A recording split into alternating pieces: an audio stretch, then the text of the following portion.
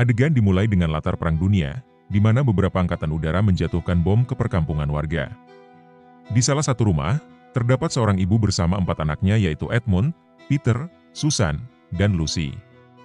Sang ibu segera mengajak mereka untuk menyelamatkan diri ke sebuah bunker. Di dalam bunker, Edmund sempat dimarahi oleh Peter karena nekat keluar hanya untuk mengambil foto ayah mereka. Pagi berikutnya di sebuah stasiun, keempat anak itu diberi label alamat sebelum berpisah untuk menaiki kereta agar tidak menjadi korban perang yang terjadi saat itu. Terlihat seluruh anak-anak diungsikan oleh orang tuanya ke tempat yang aman. Peter si sulung dipercaya untuk menjaga adik-adiknya dengan penuh tanggung jawab. Perjalanan mereka berakhir di sebuah tempat terpencil yang entah di mana itu. Di mana mereka disambut oleh Nyonya Macready yang membawa mereka ke rumah megah Profesor Kirke walau wajahnya tampak tidak senang. Di sana mereka diberi kamar untuk beristirahat. Esok harinya, Lucy mengusulkan permainan petak umpet. Sebagai kakak Peter yang berjaga.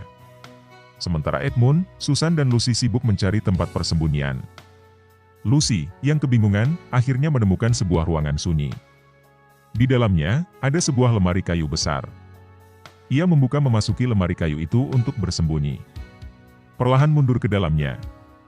Tapi, langkahnya terhenti oleh sesuatu yang keras dan itu bukanlah dinding lemari, melainkan batang pohon. Ketika Lucy menoleh, ia menyadari dirinya telah melangkah ke tempat yang sama sekali berbeda. Di tempat itu, salju putih menyelimuti segalanya. Dengan penuh rasa ingin tahu, Lucy melangkah menyusuri pemandangan asing hingga ia berhenti di bawah sebuah lampu jalan. Namun, ia segera menyadari bahwa ia tidak sendirian. Di kejauhan, tampak sosok lain. Saat bertemu mereka saling terkejut dan bersembunyi. Mereka saling memandang dengan cemas. Hingga akhirnya Lucy memberanikan diri untuk mendekat. Sosok itu ternyata adalah makhluk bernama Faun. Makhluk setengah manusia dan setengah kambing. Ia memperkenalkan dirinya bernama Mr. Tumnus. Dan sepertinya ia juga menyadari kalau makhluk di depannya adalah seorang anak manusia. Penduduk Narnia percaya kalau suatu saat negerinya akan diselamatkan oleh anak-anak Adam dan Hawa. Mr. Tumnus memberitahu Lucy bahwa tempat ini bernama Narnia. Lalu dengan ramah ia mengundangnya ke rumahnya. Di sana, Lucy disuguhi teh hangat. Sementara Mr. Tumnus menunjukkan kemahirannya bermain musik. Melodi lembut itu mengalun begitu indah hingga tanpa disadari Lucy mulai merasa kantuk yang tak tertahankan. Berakhirnya musik dengan tarian api membuat Lucy pun tertidur. Malam harinya, Lucy terbangun dan ia bersiap untuk pulang. Namun Mr. Tumnus tampak gelisah dan mengakui sesuatu. Dengan suara berat, ia mengatakan bahwa ia bukanlah makhluk sebaik yang Lucy kira. Mendengar itu, Lucy tersenyum lembut dan berkata bahwa bagi dirinya Mr. Tumnus adalah faun terbaik yang pernah ia temui. Bahkan sudah dianggap sebagai seorang teman. Kata-kata Lucy menyentuh hati Mr. Tumnus yang tak dapat menahan air matanya. Lucy dengan penuh empati memberikan sapu tangannya untuk menghibur. Di sela tangisnya, Tumnus mengungkapkan alasan sebenarnya mengapa ia membawa Lucy ke rumahnya. Ia takut pada penyihir putih. Dia mana ia adalah seorang ratu penguasa kejam yang membuat Narnia terperangkap dalam musim dingin yang abadi. Sang penyihir memerintahkan siapapun yang melihat anak manusia untuk menangkapnya dan menyerahkan padanya hidup-hidup. Karena alasan inilah awalnya Tumnus kaget dengan pertemuannya dengan Lucy. Namun kebaikan hati Mr. Tumnus mengalahkan rasa takutnya. Ia memutuskan untuk mengantar Lucy kembali ke lampu jalan tempat mereka pertama kali bertemu. Sebelum berpisah, ia meminta maaf dengan tulus karena hampir menculiknya. Lalu mencoba mengembalikan sapu tangan Lucy. Tapi Lucy tersenyum dan memberikan sapu tangan itu pada Tumnus sebagai kenang-kenangan. Setelah diantar oleh Mr. Tumnus, Lucy kembali melewati lemari untuk pulang ke rumah Profesor. Begitu keluar, ia segera mencari kakak-kakaknya. Ia khawatir kalau saja mereka mencarinya karena ia merasa sudah cukup lama berada di Narnia. Namun Lucy segera menyadari sesuatu yang aneh di mana waktu di dunia Profesor ternyata tidak bergerak.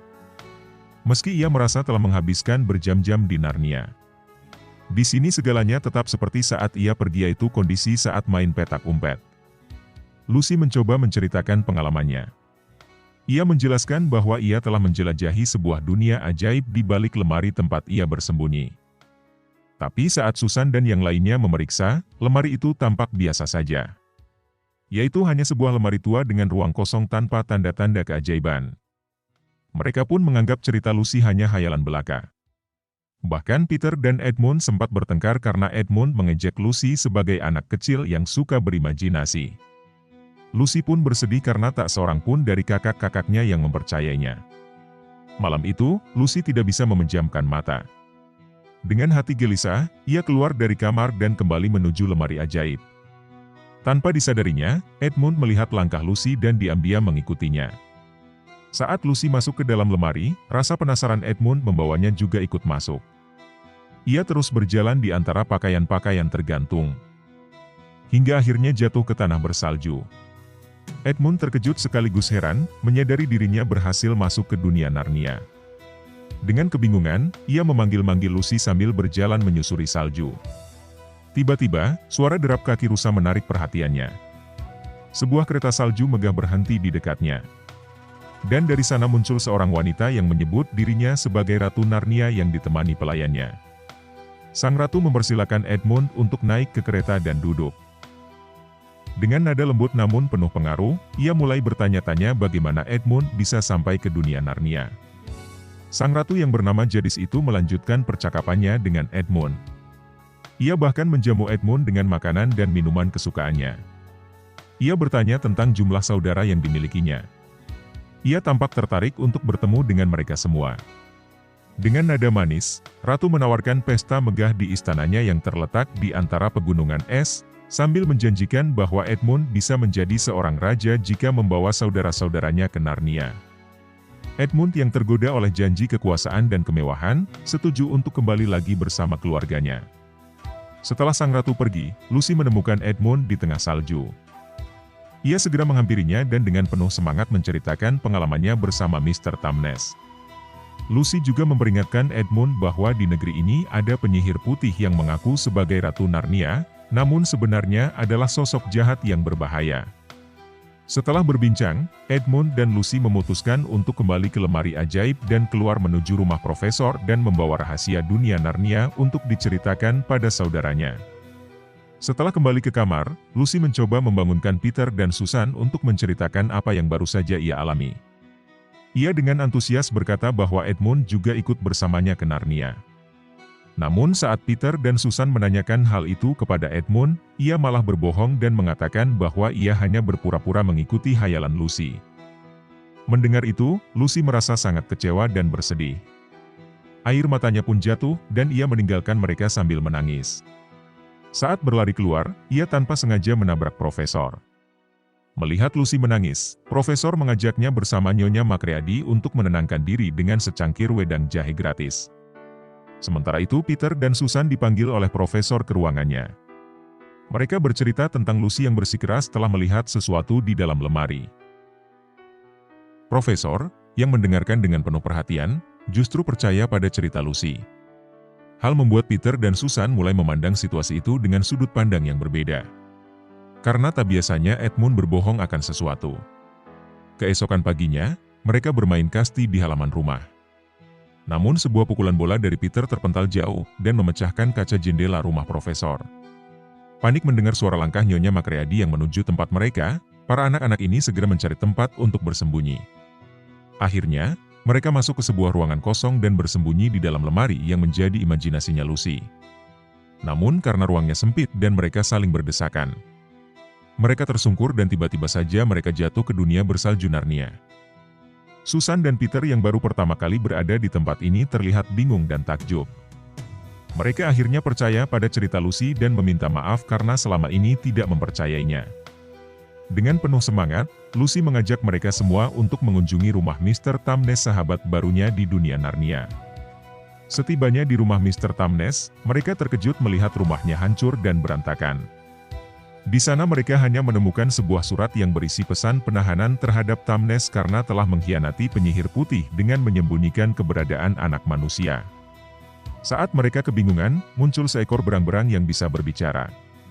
Berang-berang itu menunjukkan sapu tangan milik Lucy yang tadinya diberikan pada Mr. Tumnus.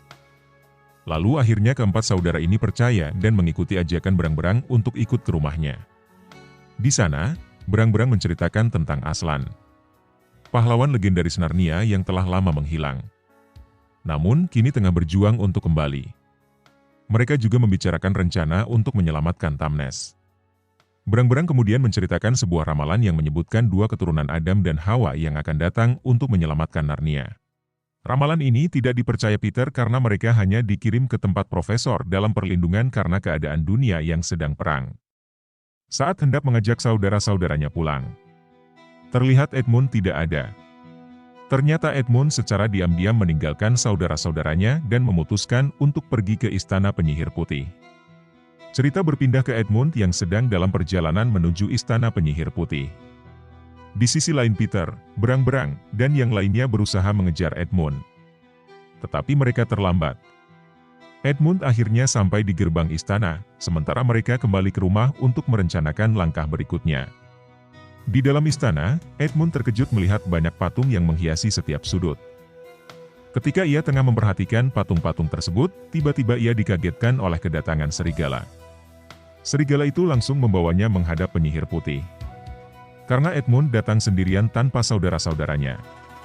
Ia mengatakan kalau keluarganya sudah di Narnia namun bersama keluarga Berang-Berang. Penyihir Putih marah dan memerintahkan untuk memenjarakannya. Penyihir Putih juga memberi perintah kepada para serigala untuk mencari saudara-saudara Edmund yang sedang bersembunyi di negeri Narnia. Singkat cerita, rumah Berang-Berang diserbu oleh serigalanya si penyihir. Beruntung Berang-Berang telah menyiapkan jalan rahasia. Dan mereka pun berhasil melarikan diri. Setelah keluar, mereka melihat banyak rumah Berang-Berang yang telah berubah menjadi patung di bawah kekuasaan Penyihir Putih. Mereka bertemu dengan rubah yang menjelaskan bahwa teman-temannya telah berubah menjadi patung karena melawan Penyihir Putih. Merasa murka si Berang-Berang jantan mencoba mengalahkannya namun para serigala yang mengikuti mereka semakin dekat. Jadi mereka disuruh untuk bersembunyi di atas pohon. Ketika serigala tiba dan bertanya kemana anak-anak manusia pergi, rubah dengan cerdik menunjuk ke arah yang salah. Agar mereka tidak bisa menemukan jejak para manusia.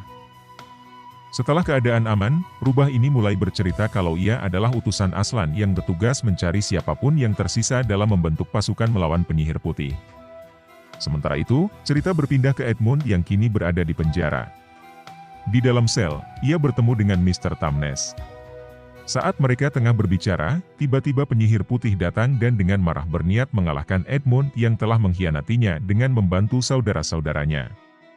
Di sini Edmund sadar kalau Penyihir Putih memang seorang yang jahat seperti yang diberitahukan Lucy sebelumnya. Saat Penyihir Putih hendak mengalahkan Edmund, ia mengatakan bahwa saudaranya akan mencari Aslan. Dan karena itu, ia pun tak jadi dikalahkan. Tamnes mencoba mengalihkan pembicaraan agar Edmund tidak membuka mulut. Namun Mr. Tamnes yang berada di dekatnya pun dibawa keluar sementara Edmund dilepaskan. Penyihir Putih yang marah pun memutuskan untuk mengeksekusi rencananya dengan membawa pasukannya. Sementara itu, Peter, Susan, dan lainnya bergerak menuju perkemahan Aslan yang terletak dekat meja batu di seberang sungai. Mereka bertekad untuk bertemu Aslan dan mencari cara untuk melawan Penyihir Putih. Di sisi lain, Edmund diperintahkan untuk naik ke kereta rusak dan mengikuti Penyihir Putih untuk mengejar saudara-saudaranya. Dalam perjalanan, kelompok Peter mendengar suara kereta rusa yang mendekat. Mereka segera menyadari bahwa itu adalah kereta yang membawa Edmund yang ditunggangi penyihir Jadis. Mereka pun segera berlari mencari tempat persembunyian. Mereka akhirnya menemukan tempat yang aman untuk bersembunyi. Ketika Berang-Berang memeriksa, mereka terkejut mengetahui bahwa yang menemui mereka bukan Penyihir Putih, melainkan Santa Claus. Santa memberikan hadiah kepada setiap orang. Lucy menerima jus bunga api yang bisa menyembuhkan luka dan sebuah belati kecil. Susan diberi busur panah dan Peter diberikan pedang dan tameng. Lalu Santa pun pergi. Setelah itu, mereka melanjutkan perjalanan mereka. Namun masalah muncul ketika mereka menyadari bahwa serigala semakin mendekat. Sungai es yang mereka lewati mulai mencair, dan mereka harus bergerak cepat. Ketika berada di atas es yang rapuh, mereka dikepung oleh serigala yang sudah mendapatkan mereka. Tebing es pun mulai mencair. Peter dengan cepat memotong es yang ada di sekitar mereka. Sehingga mereka terbawa ombak dari tebing es yang runtuh. Mereka berusaha menjauh dari kejaran kawanan serigala. Begitu mereka melanjutkan perjalanan. Tampak es sudah mulai mencair dan pertanda musim semi akan datang. Cerita berlanjut dengan kedatangan mereka di perkemahan Aslan. Di sana mereka sempat dikejutkan oleh reaksi pohon-pohon yang tampak bingung saat melihat anak manusia berada di tempat tersebut. Mereka bertemu dengan komandan pasukan Aslan yang bernama Orius. Peter menjelaskan tujuan mereka untuk bertemu dengan Aslan. Tak lama setelah itu, Aslan muncul dan ternyata Aslan adalah seekor singa yang besar dan gagah. Sesuai dengan ramalan yang pernah mereka dengar dari keluarga berang-berang. Aslan bertanya tentang anak manusia yang keempat. Mereka pun menceritakan bahwa Edmund telah ditangkap oleh penyihir putih dan dibawa ke kastil yang terletak di atas bukit. Mereka juga menjelaskan bahwa kastil itu adalah tempat yang akan diduduki oleh Peter dan saudara-saudaranya sebagai Raja dan Ratu Narnia. Di sisi lain, penyihir putih bertemu dengan rubah yang menipu tadi. Ia berusaha menutupi langkah para manusia. Ketika penyihir hendak mengeksekusinya, Edmund lagi-lagi mengatakan sesuatu tentang perang. Di sini ia yakin kalau pasukan Aslan sudah siap untuk melawannya dengan kedatangan 4 anak manusia ini. Jadi ia hanya memerintahkan anak buahnya untuk mengumpulkan pasukan serta persenjataan. Berpindah ke Peter yang mengakui kesalahannya pada Aslan karena terlalu keras pada Edmund. Tak lama mereka mendengar teriakan Lucy dan Susan yang sedang bermain di pinggir sungai. Peter, yang mendengar suara trompet, segera menuju ke sumber suara untuk membantu. Ternyata mereka tengah diteror oleh 2 serigalanya penyihir. Peter pun bersiap untuk bertempur. Dalam pertempuran, Peter berhasil mengalahkan 1 serigala. Sementara 1 lagi berhasil melarikan diri. Pengawal Aslan pun mengejar serigala yang kabur. Karena ia tahu kalau serigala itu akan menuju tempat Edmund ditahan. Sementara itu di tempat penyihir putih, mereka sedang merencanakan strategi untuk menyerang Aslan. Tak lama, Orius dan pasukannya berhasil sampai di perkemahan penyihir putih berkat mengikuti serigala yang kabur. Mereka berhasil mengalahkan beberapa penjaga dan membawa Edmund untuk dibawa ke perkemahan Aslan. Di perkemahan Aslan, Edmund yang sedang berbicara dengan Aslan akhirnya diizinkan untuk bertemu dengan keluarganya kembali. Mereka berpelukan dengan penuh haru. Saat mereka sedang makan bersama, Peter awalnya berniat untuk meninggalkan Narnia dan pulang. Namun Aslan yang mengetahui tujuan penyihir putih, mengajak mereka untuk bergabung dalam pertempuran bersama pasukan Aslan untuk mempertahankan Narnia. Mereka semua pun memulai latihan untuk mempersiapkan diri dalam peperangan yang diramalkan Aslan. Sementara itu, penyihir putih datang ke perkemahan dan ingin berbicara dengan Aslan. Ia menginginkan Edmund yang dianggap sebagai pengkhianat untuk bergabung dengan pasukannya. Karena menurut penyihir, setiap pengkhianat adalah milik kelompoknya. Namun Aslan mengajak penyihir putih untuk berunding berdua di dalam tenda. Setelah menunggu cukup lama, penyihir putih keluar dari tenda. Ia meninggalkan perkemahan tanpa membawa Edmund. Ternyata Aslan dan penyihir putih telah membuat sebuah perjanjian di dalam tenda yang tampaknya tidak menguntungkan kelompok Aslan. Malam itu, Lucy tidak bisa tidur dan terbangun untuk melihat Aslan keluar dari tenda. Ia membangunkan Susan dan mereka memutuskan untuk mengikuti Aslan. Aslan yang tahu mereka mengikutinya tidak marah dan membiarkan mereka berjalan bersamanya. Namun ketika mereka sampai di tempat yang dituju, Aslan meminta mereka berhenti mengikuti karena ia harus pergi sendiri. Aslan menuju tempat penyihir putih, dan di sana ia ditangkap. Tampak seperti ritual pengorbanan telah menunggunya. Ternyata kesepakatan di dalam tenda tadi membuat Aslan mengorbankan nyawanya demi anak manusia tersebut. Setelah eksekusi, penyihir itu tetap pada pendiriannya untuk menyerang kelompok Aslan yang bersama anak-anak manusia pada esok harinya. Setelah pasukan sang penyihir pergi, Susan dan Lucy mendekati Aslan dengan hati yang penuh kesedihan dan keputusasaan. Lucy sempat mencoba menyembuhkan Aslan dengan obat yang dia punya, namun tidak berhasil. Mereka memutuskan untuk bermalam di tempat itu. Dan Lucy merasa sangat perlu memberitahukan kepada semua orang di perkemahan tentang kekalahan Aslan. Untuk itu, Lucy meminta bantuan roh pohon agar dapat menyampaikan pesan tersebut kepada semua orang. Roh pohon pun setuju dan menyampaikan kabar bahwa Aslan telah tiada. Keesokan harinya di subuh hari, roh tumbuhan menyampaikan pesan Lucy pada Peter. Saat memeriksa tenda Aslan, benar saja singa itu tidak ada di sana. Orius segera meminta Peter untuk memimpin pasukan dalam pertempuran yang akan datang. Singkat cerita, pagi hari pun datang. Pasukan Narnia sudah bersiap dengan Peter sebagai panglima. Tak lama pasukan penyihir putih akhirnya tiba dengan jumlah yang jauh lebih banyak. Pertempuran pun dimulai, dengan pasukan penyihir maju terlebih dahulu. Namun Peter memimpin pasukannya untuk melancarkan serangan udara lebih dulu dengan melemparkan batu-batu besar yang berhasil mengalahkan sebagian pasukan penyihir.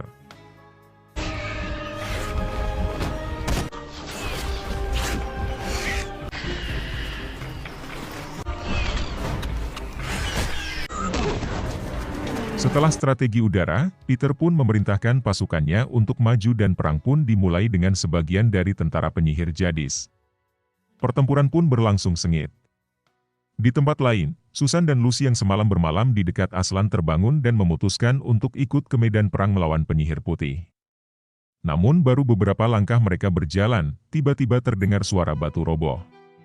Ketika mereka mendekat, mereka terkejut melihat Aslan yang sebelumnya kalah, kini hidup kembali. Susan yang bingung langsung bertanya bagaimana Aslan bisa hidup kembali. Aslan menjelaskan bahwa ketika seseorang rela kalah demi orang lain yang tidak pernah berkhianat, maka meja batu akan pecah dan kekalahan yang terjadi di atas meja tersebut akan hilang. Korban yang wafat akan hidup kembali.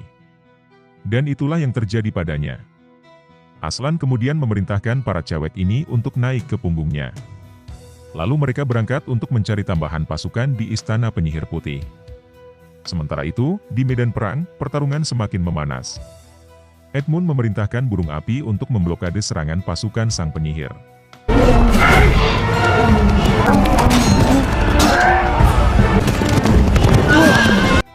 Tembok api yang dibuat oleh pasukan Peter berhasil ditembus. Dan penyihir putih segera memberi instruksi kepada pasukannya untuk terus maju dan mendesak kelompok Peter. Peter yang mulai bingung mengarahkan pasukannya ke daerah bebatuan. Namun saat mereka bergerak, Peter sempat terjatuh karena kudanya ditembak oleh pasukan musuh. Orius yang melihat kejadian itu langsung maju bersama satu badak yang berfungsi sebagai tank. Orius pun bertemu dengan Otimin yang merupakan komandan pasukannya Jadis. Mereka pun bertempur dan Orius pun menang dengan mudah. Sehingga hal itu membuatnya bertemu langsung dengan penyihir putih.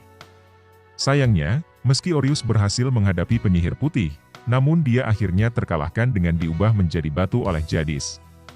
Berpindah Aslan yang akhirnya tiba di markas Jadis. Ia melihat banyak pasukan yang telah berubah menjadi batu termasuk Tamnes. Dengan nafasnya, Aslan berhasil mengembalikan Tamnes dan patung-patung lainnya ke keadaan semula dan bersiap menuju medan perang. Berpindah ke medan perang. Karena jumlah pasukan mereka yang kalah, Peter memerintahkan agar mereka mundur sejauh mungkin. Namun Edmund yang tadinya berniat mundur, melihat abangnya diserang habis-habisan. Ia mengurungkan niatnya dan berniat menyerang penyihir putih. Ia pun berhadapan dengan Jadis dan berhasil memotong tongkat sihirnya. Sayangnya, Edmund pun terkalahkan oleh penyihir itu. Melihat hal itu, Peter yang marah langsung berlari menuju penyihir putih. Adu pedang pun terjadi antara keduanya. Pertempuran satu lawan satu pun terjadi antara dua komandan perang yang ternyata lebih diungguli oleh penyihir putih. Tiba-tiba dari atas bukit batu, Aslan muncul bersama kedua saudari Peter dan pasukan tambahan. Pasukan itu turun bukit termasuk Tamnes yang ikut ke medan tempur. Ketika Peter hampir terkalahkan oleh penyihir putih, Aslan langsung menyelamatkannya dan dengan kekuatan besar, menyergap si penyihir. Setelah itu Aslan berhasil mengalahkan penyihir putih dan pasukannya pun menghilang. Aslan mengumumkan bahwa pertempuran telah selesai dan mereka menang. Edmund yang terluka segera diobati dengan cairan yang dibawa Lucy. Setelah sadar, Edmund langsung dipeluk oleh saudara-saudaranya. Lucy pun memberikan obat kepada semua pasukan yang terluka. Perang akhirnya berakhir dan mereka semua memulai hidup baru tinggal di Istana Hair Paravel. Peter, Susan, Edmund, dan Lucy kini dilantik sebagai Raja dan Ratu Narnia oleh Aslan. Mereka berempat resmi menjadi pemimpin Narnia yang disambut meriah oleh para rakyat Narnia. Sementara Aslan pergi meninggalkan mereka, memberi mereka kebebasan untuk memimpin dunia yang telah diselamatkan. Lucy, yang merasa sedih karena kepergian Aslan langsung diberi penghiburan oleh Tamnes. Dia mengatakan bahwa Aslan akan kembali suatu saat nanti dan memberinya sapu tangan sebagai tanda perpisahan. Waktu pun berlalu, dan kini mereka berempat telah dewasa. Scene memperlihatkan mereka tengah berburu rusa di hutan. Seketika tiba-tiba mereka melihat sebuah lampu jalan yang membuat mereka teringat akan sesuatu. Mereka ingat kembali tentang lemari di rumah profesor. Dengan rasa penasaran, mereka memutuskan untuk mencoba masuk ke dalam lemari lagi. Namun ketika mereka masuk, lemari itu terasa penuh dan mereka pun terjatuh keluar dari lemari tersebut. Tapi yang mengejutkan, mereka kembali menjadi kecil persis seperti saat pertama kali masuk ke dalam lemari. Di sana mereka melihat profesor yang juga masuk ruangan sambil membawa bola yang memecahkan jendelanya. Sambil tersenyum, profesor itu menanyakan petualangan yang mereka lakukan dari dalam lemari kayu. Pesan yang dapat diambil dari file mini adalah, jangan suka keluyuran di tempat yang kita belum tahu keadaannya. Karena berdasarkan karakter Edmund, dia hampir saja menjadi korban untuk ritual sang penyihir. Namun di balik itu, disinilah letak konflik dari film. Jika saja Edmund tidak berkeliaran, maka keempat saudara tersebut kembali pulang dan Narnia tetap jadi jajahannya sang penyihir. Maka dari itu, keputusan yang diambil adalah langkah untuk menentukan masa depan yang akan kita raih. Sekian video kali ini, sampai jumpa di video lainnya.